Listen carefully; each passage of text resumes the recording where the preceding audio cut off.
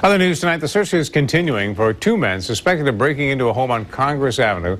Two RIT students were home at the time, but they were able to scare off the intruders with a semi-automatic rifle. 13 Wham's Evan White live at the Rochester Public Safety Building now with this story. Evan? Don, the reality of all this is still settling in for these young men. They're glad to be alive, but don't think that would have been the case without the gun.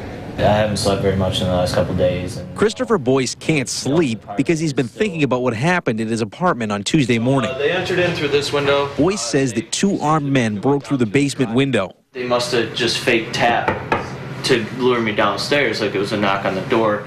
He came downstairs and saw a gun trained on him. For me to come down the stairs. Just seeing two people unannounced in my house, that was the shock factor.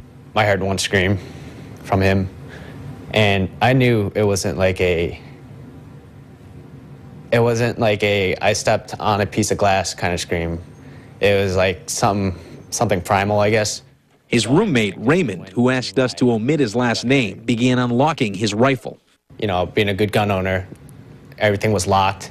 He had little time as one of the armed men approached his door. By the time I had it out and ready, one of the men came at my door, slowly opened it, saw that there was a barrel on the other side, and from there, backed out. At that point, the gun was unloaded. No shots were fired, and the intruders left. It was just afterwards where it just all hit me, and it's like, you know, I could have died, I could have killed somebody. It's like it all set in. His legally owned rifle is an AR-15 used for sport.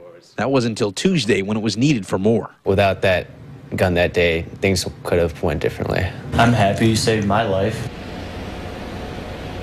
Now, police say that Raymond's gun was legally used. At this point, police believe the two people that entered that home had BB guns on them, and police have not arrested anybody yet regarding this incident. If you have any information, you're asked to contact Crime Stoppers at 423-9300. Reporting live in Rochester, Evan White, 13 Wham News.